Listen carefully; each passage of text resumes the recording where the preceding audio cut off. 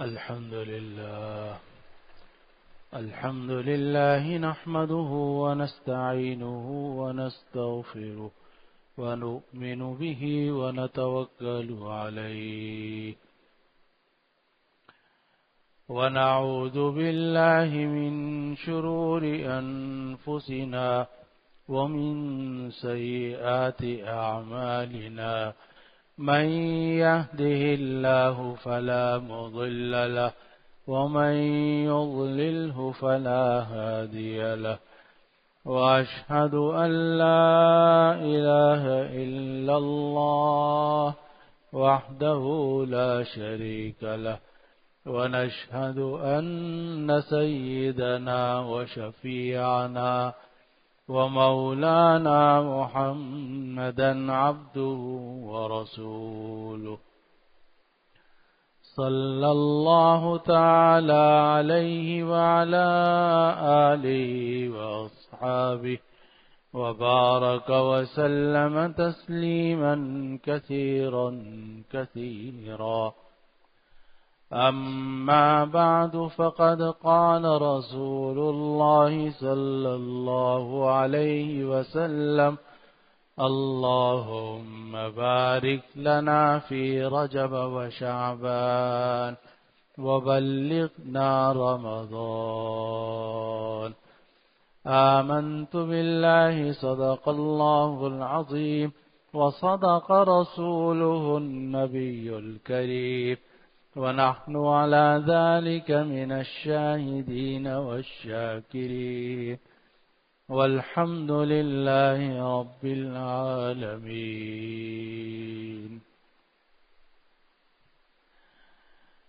بزرگان محترم، آج ماہ رجب کی دوسری تاریخ ہے اور اس کے ساتھ ساتھ جو شمسی مہینہ ہے یعنی مئی کا مہینہ، اس کی بھی دوسری تاریخ ہی ہے. تو دونوں تاریخیں جمع ہو رہی ہیں کہ ماہ مئی کی بھی دوسری تاریخ اور رجب کی بھی دوسری تاریخ. اور جو حدیث شریف میں نے آپ کے سامنے اس وقت خطبے میں پڑھی ہے، اس میں حضرت انس ابن مالک رضی اللہ عنہ نے نبی کریم صلی اللہ علیہ وسلم کا ایک معمول ذکر فرمایا ہے، اور وہ یہ ہے کہ نبی کریم صلی اللہ علیہ وسلم جب رجب کا چاند دیکھتے تھے اور رجب کا مہینہ داخل ہوتا تھا تو آپ یہ دعا پڑھتے تھے کہ اللہم بارک لنا فی رجب و شعبان، کہ اے اللہ ہمارے لیے رجب اور شعبان میں برکت عطا فرما، وبلغنا رمضان، اور یا اللہ ہمیں رمضان تک پہنچا دیجئے. تو یہ روایت ہے جو حضرت انس ابن مالک رضی اللہ عنہ سے مروی ہے، اور اس میں ہمیں یہ بات سکھائی گئی ہے کہ جب رجب کا مہینہ داخل ہو تو نبی کریم صلی اللہ علیہ وسلم کے طریقے کے مطابق اگر ہم یہ دعا پڑھیں گے تو ہمیں اتباع سنت کی برکت نصیب ہوگی. دعا بہت آسان ہے، عربی میں تو یہ ہے کہ اللہم بارک لنا فی رجب و شعبان وبلغنا رمضان. آپ ہمارے ساتھ پڑھ لیں، میرے ساتھ پڑھ لیجئے: اللہم بارک لنا فی رجب و شعبان وبلغنا رمضان. مختصر سے دعا ہے، یا اللہ ہمارے لیے رجب اور شعبان میں برکت عطا فرما اور ہمیں رمضان تک پہنچا دیجئے. اب اس سے یہ جو دعا نبی کریم صلی اللہ علیہ وسلم نے کی اور ہم نے آپ کے اتباع سنت کی نیت سے الحمدللہ یہ دعا کی، تو اس سے دو باتیں معلوم ہوئی. ایک بات تو یہ معلوم ہوئی کہ رمضان کا مہینہ اتنا عظیم الشان، جلیل القدر اور اہم مہینہ ہے کہ نبی کریم صلی اللہ علیہ وسلم کو 2 مہینے پہلے سے اس کا انتظار لگ جاتا تھا. اور جب رجب شروع ہوتا تھا تو اسی وقت میں آپ اللہ تعالیٰ سے یہ دعا کرتے تھے کہ یا اللہ ہمارے لیے رجب اور شعبان میں برکت عطا فرما دے اور ہمیں رمضان تک پہنچا دے، کیونکہ رجب کا مہینہ بیچ میں ہے، شعبان کا مہینہ بیچ میں ہے۔ انسان کا تو یہ حال ہے کہ اگر صبح میں ہے تو شام کی کوئی کا یقین نہیں، اور شام کو ہے تو صبح کا کوئی یقین نہیں ہے۔ موت کب آ جاتی ہے کسی انسان کو کچھ پتہ نہیں ہے۔ کم عمر والے چلے جاتے ہیں، زیادہ عمر والے رہ جاتے ہیں، اور کب کس کی موت آ جائے گی کچھ معلوم نہیں ہے۔ تو آدمی کو حتی الامکان اپنی موت کے لیے تیار رہنا چاہیے، اور کسی بھی آنے والے وقت کا یقین تو نہیں رکھنا چاہیے، مگر اس کی تیاری آہستہ آہستہ کر لینی چاہیے کہ کیا پتہ اللہ تعالی ہمیں وہاں تک پہنچا دے تو ہم اس کی تیاری کر لیں۔ تو نبی کریم صلی اللہ علیہ وسلم نے اس حدیث شریف کے ذریعے سے ہمیں یہ بات سکھائی کہ دیکھو رمضان کا مہینہ بڑا قیمتی مہینہ ہے، عظیم الشان مہینہ ہے، تو اس میں اس تک پہنچنے کی دعا کرو کہ یا اللہ ہمارے لیے رجب اور شعبان کو مبارک فرما اور ہمیں رمضان تک پہنچا دے۔ اور خود نبی کریم صلی اللہ علیہ وسلم کی حدیث آپ حضرات نے سنی ہوگی، ورنہ انشاءاللہ رمضان سے کچھ پہلے یا رمضان کے دنوں میں آپ یہ سنیں گے کہ رمضان سے ایک دن پہلے نبی کریم صلی اللہ علیہ وسلم نے صحابہ کو جمع کیا، اور صحابہ کو جمع کر کے یہ فرمایا کہ یا ایھا الناس قد اظلکم شہر عظیم، اے لوگو ایک عظیم مہینہ تمہارے سر پر آ گیا ہے، شہر مبارک، یہ مبارک مہینہ ہے، جو زاد فیہ رزق المؤمن، اس میں مومن کا رزق بڑھا دیا جاتا ہے۔ اور یہ فرمائے کہ جو آدمی اس رمضان کے مہینے میں ایک فرض ادا کرتا ہے اس کو 70 فرضوں کا ثواب ملتا ہے، اور جو آدمی اس رمضان میں نفلی عبادت کرتا ہے تو اس کو فرض کا ثواب ملتا ہے۔ تو نبی کریم صلی اللہ علیہ وسلم نے رمضان کے مہینے کو شہر عظیم فرمایا کہ عظیم مہینہ ہے، اور شہر مبارک، مبارک مہینہ ہے۔ اور یہ بھی فرمایا نبی کریم صلی اللہ علیہ وسلم نے کہ وہ شخص ہلاک ہو جائے کہ جس نے رمضان کا مہینہ پایا اور اس نے اپنی مغفرت نہ کروائی، کیونکہ آپ جانتے ہیں کہ رمضان کے مہینے میں جہنم کے دروازے بند کر دیے جاتے ہیں، جنت کے دروازے کھول دیے جاتے ہیں، اللہ سبحانہ و تعالی کی طرف سے مغفرت اور رحمت عام ہوتی ہے، اور جو پرلے درجے کے گناہگار ہیں وہ بھی اللہ تعالیٰ کی رحمت سے فیض یاب ہو جاتے ہیں، اور اگر وہ اللہ تعالیٰ کی طرف رجوع کریں اور سچی توبہ کر لیں تو اللہ تعالیٰ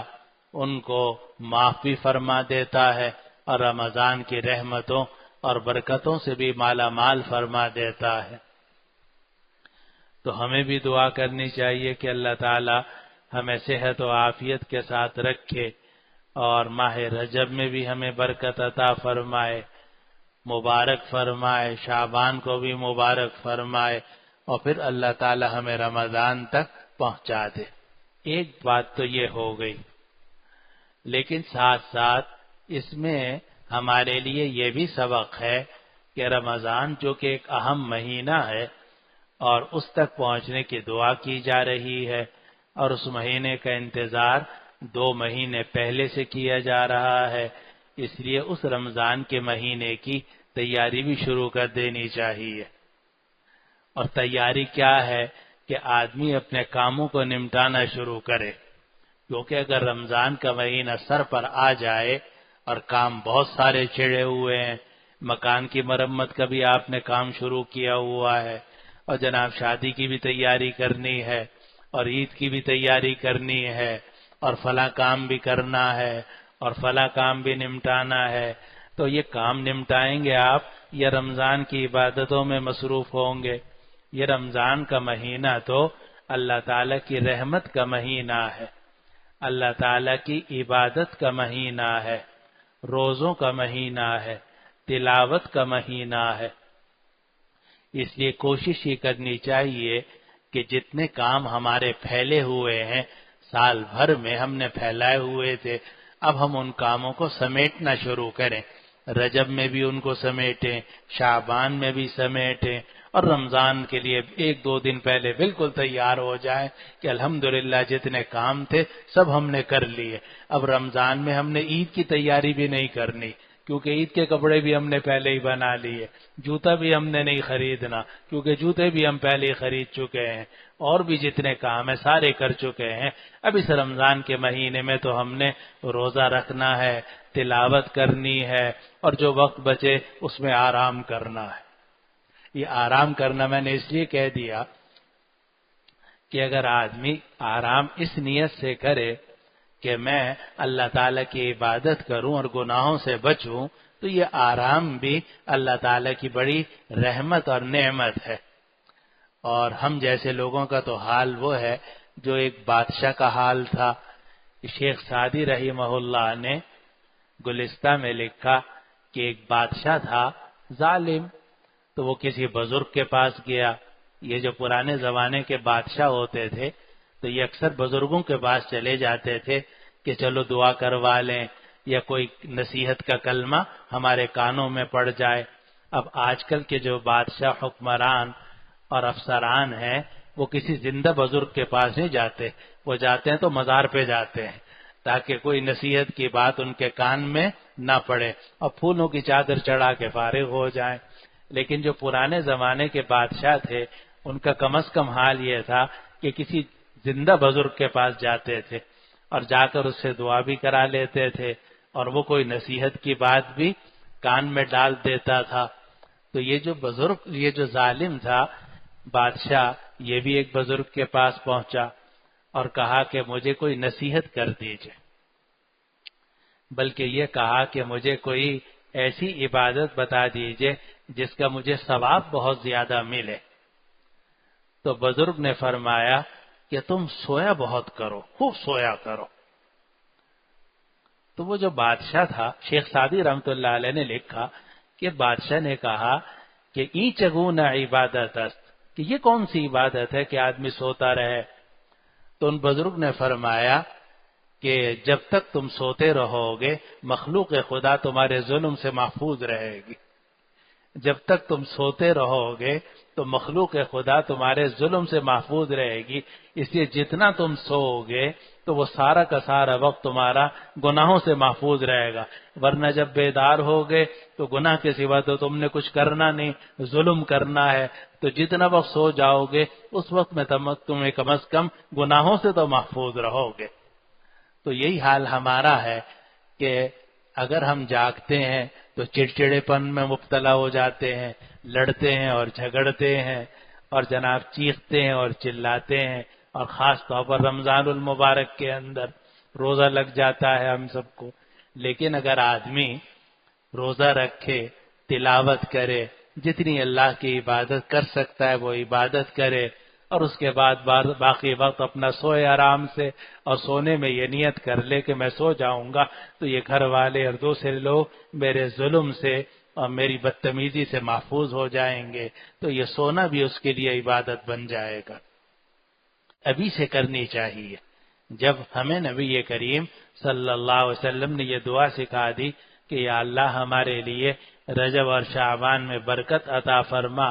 اور ہمیں رمضان تک پہنچا دے، تو رمضان کی تیاری ابھی سے کرنی چاہیے۔ اور جیسا کہ آپ جانتے ہیں کہ سردی کا رمضان آسان ہوتا ہے، لیکن گرمی کا رمضان مشکل ہوتا ہے۔ بھوک تو نہیں لگتی مگر پیاس کی شدت ہوتی ہے،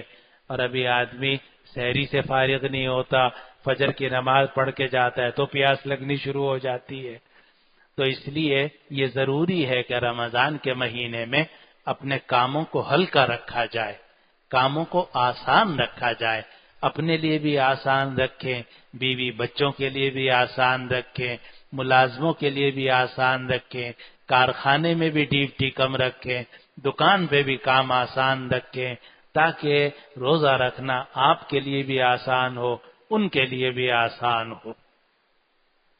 اب یہ سب اس وقت ہوگا جب 2 مہینے پہلے سے آپ اس کا پروگرام بنائیں گے، اور جو کچھ آپ نے کام تیزی سے نمٹانے ہیں ان کو تیزی سے نمٹانا شروع کریں گے، تاکہ رجب اور شعبان میں اللہ تعالیٰ برکت عطا فرمائے، سارے کام نمٹ جائیں، تو پھر رمضان میں آدمی آرام سے اللہ تعالیٰ کے لیے روزے بھی رکھے، عبادت بھی کرے، ورنہ سوتا رہے۔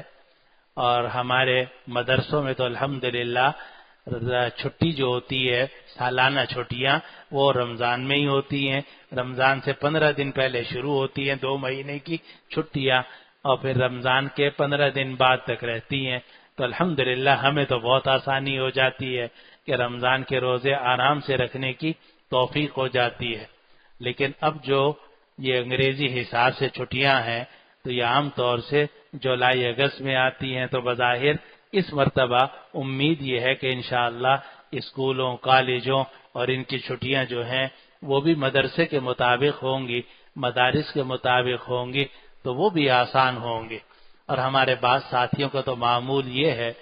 کہ وہ سارا سال چھٹی نہیں کرتے، محنت سے کام کرتے رہتے ہیں، اور جب رمضان آتا ہے چھٹی لے لیتے ہیں 15 دن کی یا 1 مہینے کی، کہ بھئی یہ چھٹیاں میں نے سارا سال ایک کام کیا ہے، اب یہ مہینہ آرام کروں گا، روزہ رکھوں گا، تلاوت کروں گا اور آرام کروں گا۔ آرام کس سے؟ گناہوں سے، گناہوں سے بھی آرام اور کام سے بھی آرام، آرام سے روزہ بھی رکھ رہا ہے، اللہ تعالیٰ کا شکر بھی ادا کر رہا ہے۔ تو یہ جو دعا ہمیں نبی کریم صلی اللہ علیہ وسلم نے سکھائی، اس کا ایک فائدہ تو یہ ہے۔ دوسری جو بات عرض کرنی ہے وہ یہ ہے کہ یہ جو 2 مہینے ہیں رجب اور شعبان کے، اس میں اور بھی کچھ چیزوں کا جائزہ لینا چاہیے۔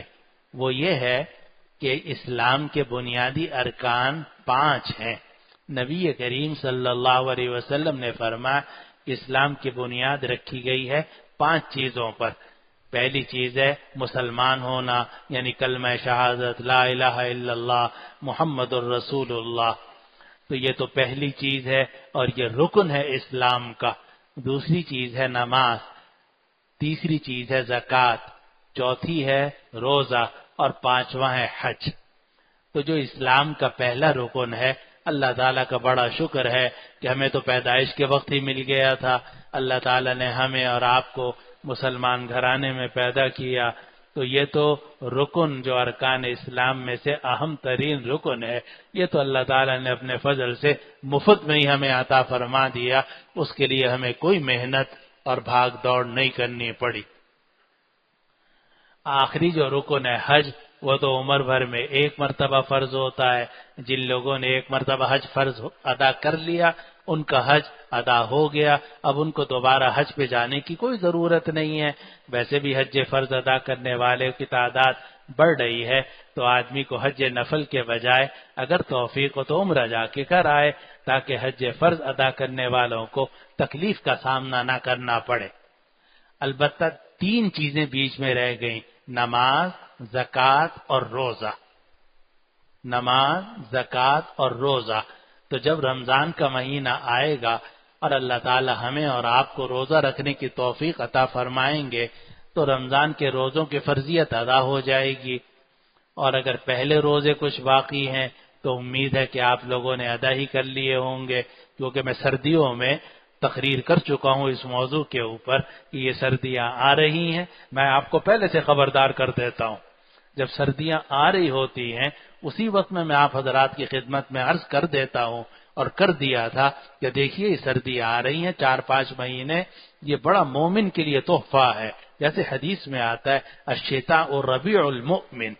کہ سردی جو ہے مومن کے لیے موسم بہار ہے، دن چھوٹے ہوتے ہیں، روزہ رکھنا آسان ہوتا ہے، راتیں لمبی ہوتی ہیں، تہجد پڑھنا آسان ہوتا ہے۔ تو آپ حضرات نے سردیوں کے مہینوں میں الحمدللہ سارے روزے قضا کر لیے ہوں گے، تو اب باقی صرف رہ گئی نماز اور زکوٰۃ۔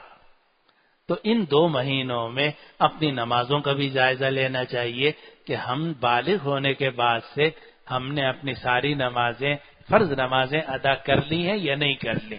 اگر خدا نخواستہ ہمارے ذمہ قضاء عمری باقی ہے،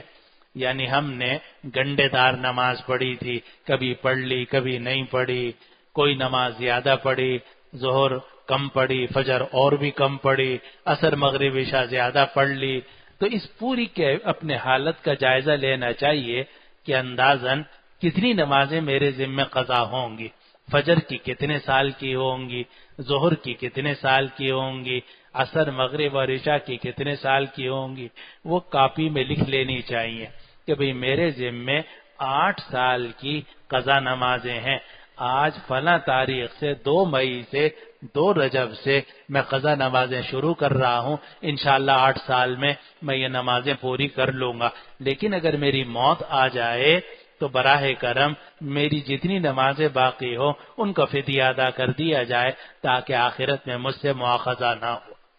آدمی یہ کام کر لے، اندازہ کر لے کہ میری ذمہ کتنی نمازیں اندازاً ہوں گی، 5 سال، 7 سال، 8 سال، 10 سال۔ اور میں نے ایسے لوگ بھی اپنی آنکھوں سے دیکھے ہیں کہ جن کے ذمہ 40 سال کی نمازیں تھیں اور 40 سال کے روزے تھے، اور وہ ٹھیکیدار تھے اور لاہور میں رہتے تھے، اور تھے بھی، ان کا نام بھی عاشق تھا، اللہ تعالیٰ کے عاشق ہو گئے پھر وہ۔ تو سخت گرمی میں جمعے کی تقریر کرتا تھا، ایک مرتبہ وہ مجھے لے گئے کہ تو وہ جناب سخت گرمی، مئی جون کی گرمی، اور اس میں وہ جناب تعمیرات پہ چڑھ رہے تھے اور مزدوروں سے اور جناب اپنے کام لینے والوں سے کام کر رہے تھے اور روزے سے تھے۔ کہتے تھے جب تک میرے سارے روزے ادا نہیں ہوں گے میں چھوڑوں گا نہیں، اور سخت گرمی میں بھی وہ فرض روزے قضا کرتے رہے، اور 40 سال کی نمازیں اور 40 سال کے روزے انہوں نے قضا کر لیے۔ جب آدمی ہمت کرتا ہے تو اللہ تعالیٰ نے آدمی کے اندر اتنی قوت رکھی ہے، اس کی ہمت میں اتنی طاقت رکھی ہے کہ مشکل سے مشکل کام اس کے لیے آسان ہو جاتا ہے۔ چنانچہ انہوں نے 40 سال کے روزے قضا کیے، 40 سال کی نمازیں قضا کی، اور اللہ تعالیٰ نے ان کا جناب بہترین مقام عطا فرما دیا۔ تو اگر آدمی ہمت کرے تو یہ کبھی نہیں گھبرانا چاہیے کہ میرے ذمہ 10 سال کی ہیں یا 20 سال کی نمازیں ہیں، آدمی کو شروع کر دینی چاہیے۔ اور شروع کرنے کا طریقہ شروع میں یہ ہے کہ آدمی روزانہ 1 دن کی نمازیں قضا کر لے، فجر سے پہلے فجر کی پڑھ لی، یا جناب سورج نکلنے کے بعد آپ نے دفتر جانے سے پہلے، کالج جانے سے پہلے یا کارخانے پہ جانے سے پہلے آپ نے فرض نمازیں 5 قضا کر لیں، اور قضا میں بھی اتنی آسانی ہے کہ فجر کی صرف 2 رکعت اور ظہر کی صرف 4 رکعت، عصر کی صرف 4 رکعت، مغرب کی صرف 3 رکعت، اور عشاء کے 4 فرض اور 3 وتر، بس یہ آدمی پڑھ لے تو بمشکل 15 منٹ لگیں گے، زیادہ سے زیادہ 20 منٹ لگ جائیں گے، لیکن 1 دن کی قضا پوری ہو جائے گی۔ اب آپ نے لکھ دیا جی میں نے 8 سال کی قضا کرنی ہے، فرض کر لیجئے کہ اگر آپ کا انتقال ہو گیا، اللہ تعالیٰ آپ کو صحت و عافیت سے رکھے، لیکن اگر آپ کا انتقال ہو گیا، امید یہ ہے کہ اللہ تعالیٰ کی مغفرت ہو جائے گی، اس لیے کہ آپ نے تو پکا وعدہ کیا ہوا تھا اللہ تعالیٰ سے اور عہد کیا ہوا تھا کہ میں 8 سال کی نمازیں قضا کروں گا۔ آپ نے قضا کرنی شروع کر دی، اللہ نے مہلت نہیں دی، آپ کو اپنے پاس بلا لیا، امید ہے کہ اللہ تعالیٰ آپ کو معاف فرما دیں گے، اور اگر وہ رسا میں کسی کو توفیق ہو گئی تو وہ آپ کی کاپی دیکھ کر فدیہ بھی ادا کر سکتا ہے، اس کو بھی اللہ تعالیٰ قبول فرما لیں گے۔ تو ایک تو یہ ہے کہ جو فرض نمازیں ہمارے ذمے ہیں ان کو قضا کرنے کا اہتمام کیا جائے، اور آج ہی سے ان کی قضا شروع کر دی جائے جس کے ذمے جتنی قضا نمازیں۔ دوسری چیز ہے زکوٰۃ، کہ زکوٰۃ فرض ہے اور یہ بھی ارکان اسلام میں سے ہے۔ تو ارکان اسلام میں سے چونکہ زکوٰۃ ہے، بلکہ ہم جب اردو میں بولتے ہیں تو ہم تو یوں بولتے ہیں نماز روزہ نماز روزہ، لیکن قرآن حدیث میں نماز روزے کا ذکر نہیں آتا۔ قرآن حدیث میں جہاں کہیں ذکر آتا ہے نماز اور زکوٰۃ کا ساتھ ساتھ ذکر آتا ہے، اقیموا الصلاۃ وآتوا الزکوٰۃ، نماز قائم کرو زکوٰۃ ادا کرو۔ اس لیے نماز کے بعد دوسرا درجہ ہے زکوٰۃ کا کہ آدمی فرض نماز ادا کرنے کے بعد فرض زکوٰۃ ادا کرے۔ تو اللہ تعالیٰ نے اگر آپ کو صاحب نصاب بنایا ہے اور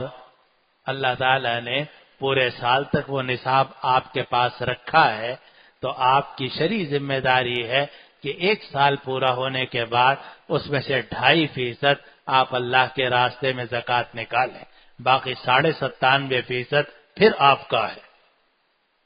اگر اللہ تعالیٰ یہ فرماتے کہ 100 کا 100% اللہ کے راستے میں دے دو تو بھی کوئی ظلم نہ ہوتا، اس لیے کہ میں اور آپ جب پیدا ہوئے ہمارے پاس کچھ نہیں تھا، اور جب ہم اس دنیا سے جائیں گے تو بھی کچھ نہیں ہوگا، خالی ہاتھ ہی جائیں گے قبر کے اندر، کفن جس نے ڈال دیا سو ڈال دیا۔ اب لیکن اللہ تعالیٰ نے ہم پر اتنا احسان فرمایا کہ اب ہمارے پاس طرح طرح کی نعمتیں موجود ہیں، ان میں سے چند چیزوں کے اوپر زکوٰۃ فرض ہوتی ہے۔ وہ چند چیزیں 4 چیزیں ہیں: سونا، چاندی، کرنسی، مال تجارت۔ سونا جس شکل میں بھی ہو، چاندی جس شکل میں بھی ہو، کرنسی جس شکل میں بھی ہو، چاہے روپے ہو، ڈالر ہو، پاؤنڈ ہو، افغانی روپیہ ہو، پاکستانی روپیہ ہو، تو سونا جس شکل میں بھی ہو، چاندی جس شکل میں بھی ہو، کرنسی جس شکل میں بھی ہو، مال تجارت جس کی آپ تجارت کرتے ہیں، چاہے آپ جوتوں کی تجارت کرتے ہیں، چاہے آپ کپڑوں کی تجارت کرتے ہیں، چاہے آپ کتابوں کی تجارت کرتے ہیں، چاہے آپ پلاٹوں کی تجارت کرتے ہیں، چاہے آپ گاڑیوں کی تجارت کرتے ہیں، سائیکلوں کی تجارت کرتے ہیں، وہ مال تجارت ہے۔ ان 4 چیزوں کے اوپر زکوٰۃ فرض ہوتی ہے۔ ان 4 چیزوں کے علاوہ اور کسی چیز پہ زکوٰۃ فرض نہیں۔ آپ کا ذاتی مکان ہے، اس پر کوئی زکوٰۃ فرض نہیں۔ آپ کا اس میں فرنیچر پڑا ہوا ہے، اس پر کوئی زکوٰۃ فرض نہیں۔ اس میں اے سی اور کولر اور طرح طرح کی نعمتیں رکھی ہوئی ہیں، ان پر زکوٰۃ فرض نہیں۔ آپ کے گھر میں سائیکل ہے استعمال کے لیے، موٹر سائیکل ہے استعمال کے لیے، کار ہے استعمال کے لیے، ان میں سے کسی کے اوپر زکوٰۃ نہیں۔ آپ نے گھوڑا بھی رکھا ہوا ہے شوقیہ، اس کے اوپر بھی زکوٰۃ نہیں۔ ایک بھینس پالی ہوئی ہے دودھ پینے کے لیے، اس کے اوپر بھی زکوٰۃ نہیں۔ زکوٰۃ ہے تو صرف 4 چیزوں کے اوپر ہے: سونا جس شکل میں بھی ہو، چاندی جس شکل میں بھی ہو، کرنسی جون سی بھی ہو، مال تجارت جس کی بھی آپ تجارت کرتے ہو، یا وہ مال جس کو آپ نے خریدنے کی نیت سے رکھا ہے کہ میں نے اس کو آگے سیل کرنا ہے، فروخت کرنا ہے، وہ مال تجارت۔ ان 4 چیزوں کے اوپر زکوٰۃ فرض ہے۔ ان 4 چیزوں میں سے بھی 100% پہ زکوٰۃ فرض نہیں، صرف 2.5% آپ اللہ کے راستے میں نکال دو، باقی 97.5 پھر آپ کا ہے۔ پھر اس کو سارے سال استعمال کرو، سارا کھانا چاہو سارا کھا جاؤ، لیکن اگر اگلے سال بچا ہوا ہو اس میں سے پھر 2.5% اللہ کے راستے میں دے دو، اور پھر 2.5% دینے کے بعد پھر باقی 97.5 آپ کے حصہ آپ کے پاس ہے۔ اور سارا سال آپ نے جتنا کھایا، جتنا کھلایا، جتنا بیوی بچوں پہ خرچ کیا، سب معاف ہے۔ صرف سال کے شروع میں نصاب ہونا چاہیے، سال کے آخر میں نصاب ہونا چاہیے۔ سال کے آخر میں سونا، چاندی، کرنسی، مال تجارت کی جتنی مالیت آپ کے پاس ہے، اس کا 2.5% اگر آپ اللہ کے راستے میں نکال دیں گے، زکوٰۃ ادا ہو جائے گی۔ باقی سال میں جو کچھ آپ نے کھایا پیا سب معاف ہے۔ تو میرے دوستوں اور بزرگوں، رمضان سے پہلے ان 2 چیزوں کی اور تیاری کر لیں۔ ایک جس کے ذمہ فرض نمازیں ہیں ان کے قضا شروع کر دے، اور جس کو اللہ تعالی نے صاحب نصاب بنایا ہے اس کو اس کی زکوٰۃ کا حساب کر لے اگر ابھی تک نہیں کیا۔ ویسے تو ہر شخص کی سال کا زکوٰۃ کے سال علیحدہ علیحدہ ہوتا ہے، لیکن اگر آپ کا کوئی سال متعین نہیں ہے تو آپ رجب کی کوئی تاریخ متعین کر لو، شعبان کی کوئی تاریخ متعین کر لو، اور پھر اس میں زکوٰۃ کا مکمل حساب کرو۔ لیکن جس طرح نماز آپ حساب سے پڑھو گے، مغرب کی 3، عشاء کی 4، آپ 4:15 نہیں پڑھ سکتے، 4:30 نہیں، 3:45 نہیں۔ اسی طرح زکوٰۃ جو ہے وہ بھی آپ کو کیلکولیشن کر کے صحیح طریقے سے پوری کیلکولیشن کر کے 2.5% نکالنی ہوگی۔ جو آپ کے بینک بیلنس ہے وہ بھی، جو مال تجارت ہے وہ بھی، جو کرنسی ہے وہ بھی، جو سونا ہے وہ بھی، جو چاندی ہے وہ بھی، الماری میں جو رقم رکھی ہے وہ بھی، جیب میں جو رقم ہے وہ بھی نکالو، اور جو سکے پڑے ہوئے ہیں وہ بھی نکالو، سب کو جمع کرو، سب کو جمع کرنے کے بعد 2.5% اللہ کے راستے میں نکال دو، آپ کی زکوٰۃ ادا ہو گئی، پھر سال بھر تک چھٹی، سال بھر تک آپ کھاؤ پیو، اللہ تعالیٰ کی طرف سے کوئی پکڑ نہیں ہے اگر آدمی جائز چیز کھائے اور جائز چیز حاصل کرے۔ اللہ تعالیٰ ہمیں رمضان کی تیاری کی توفیق عطا فرمائے۔ وآخر دعوانا ان الحمد للہ رب العالمین۔